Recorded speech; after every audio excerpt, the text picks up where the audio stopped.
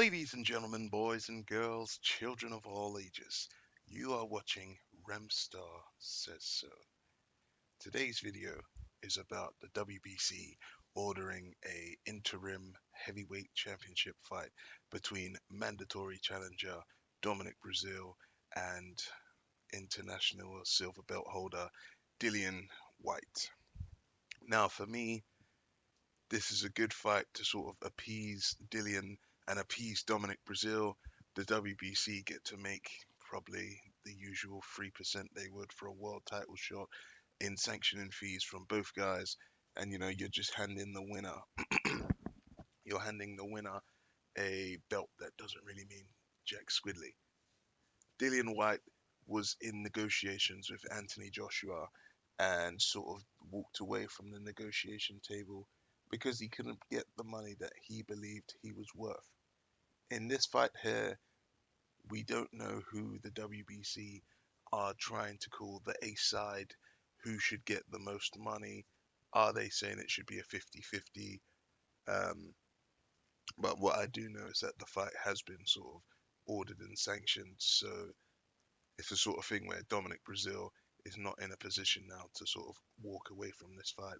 He will have to sort of negotiate with Dillian and sort this one out, or it will go to purse bids.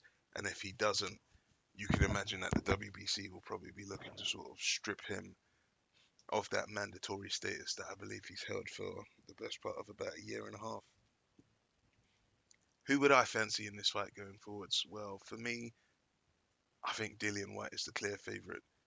I think Dillian Whyte, since his loss to AJ in, I think it was December 2015, he's gone on to fight 9 times, winning all of them.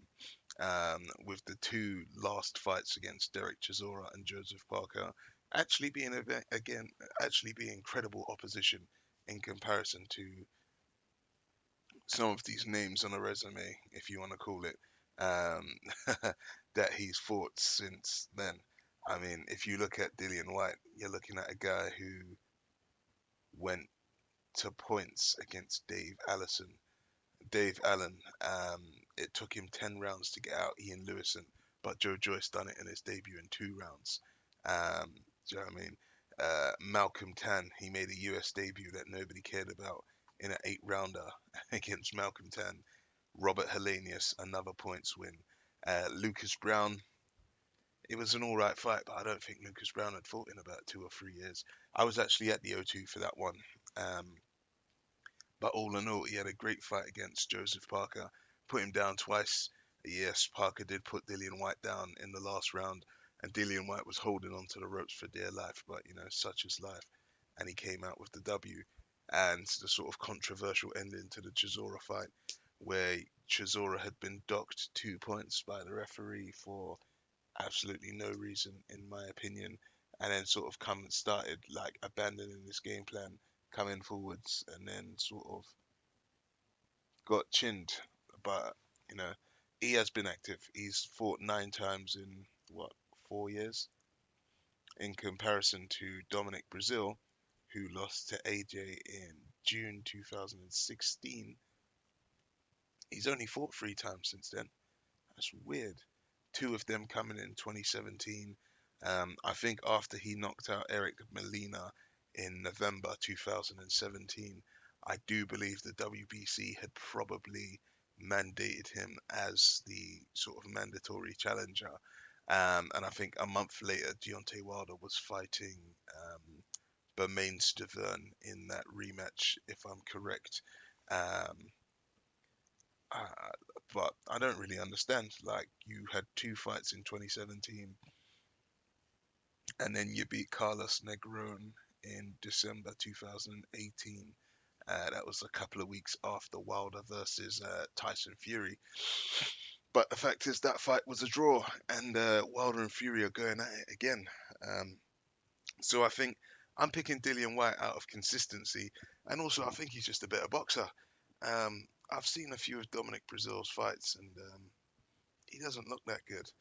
I'll never forget in the AJ fight, I think David Haye was on the commentary on Sky that day, and David Haye said that Dominic Brazile was like a human punch bag, and I think when you actually break it down, Dominic Brazil's greatest achievement, in my opinion, is lasting 7 rounds against Anthony Joshua. Like, I can't really think of anything that he's done since that sort of stands out. Whereas Dillian Whyte, he's got a killer left hook. He's got an all right jab.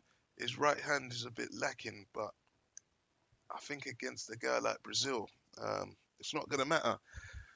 But the thing that Brazil does have in his favour is that Dominic Brazil is 6'7", and if he gets himself a good little training camp and some decent sparring partners, he could make things difficult for Dillian Whyte. If he sits behind the jab, which he won't, and sort of builds an offence through the defence of keeping Dillian Whyte at bay, he may do some damage. The thing about Dominic Brazil, though, which is quite strange, is that he doesn't have the best reach. I mean, well, his reach is all right, 81.5 inches.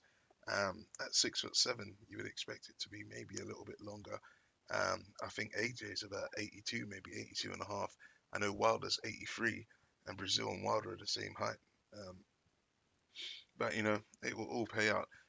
At the end of the day, Dillian Whyte's only got a 78-inch reach, so he's got height and reach at his advantage. But I just think that Dillian Whyte will come forward, he'll bang in the pockets, and I think in the end he's going to be too much for him. What happens? Well, supposedly the winner of this fight is the interim challenger, and the winner of Wilder versus Fury supposedly has to fight Dillian Whyte straight away. In my opinion, I don't think that's correct, because Deontay Wilder has defended his WBC title 8, maybe 9 times now. If Tyson Fury was to beat him,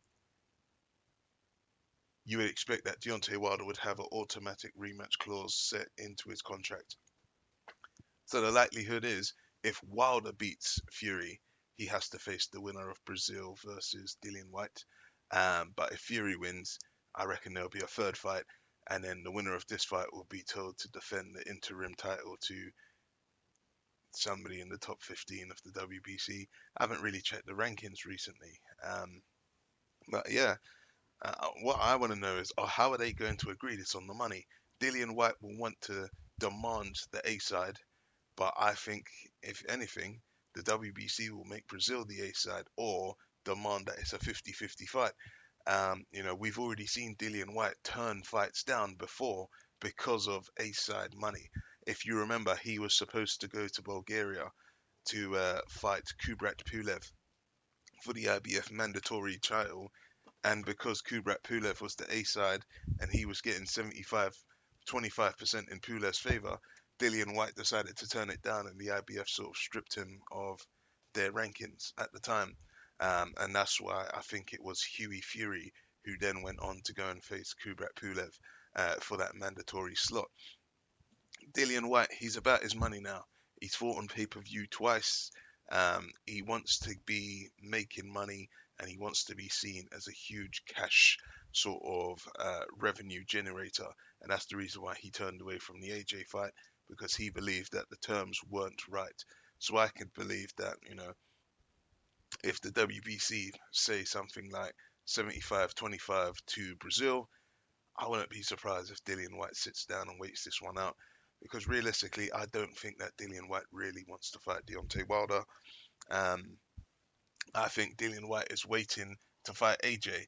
If you saw Dillian Whyte's recent interview with IFL, he already said that he will sit down and wait to become a mandatory for the WBO, even though he knows he'll get less money, because when he beats AJ, he doesn't have to give AJ a rematch, and he can offer AJ 10% or something like that. Dillian Whyte, he's quite confident, I guess. And it's true, mandatory challengers do not have to give the champion a rematch. Let me know your thoughts on this one, guys. Should Dillian Whyte take the fight? Is he the A side? Who do you think will win? Hit like, hit comment, hit subscribe, share this video. You're watching Remstar Says So.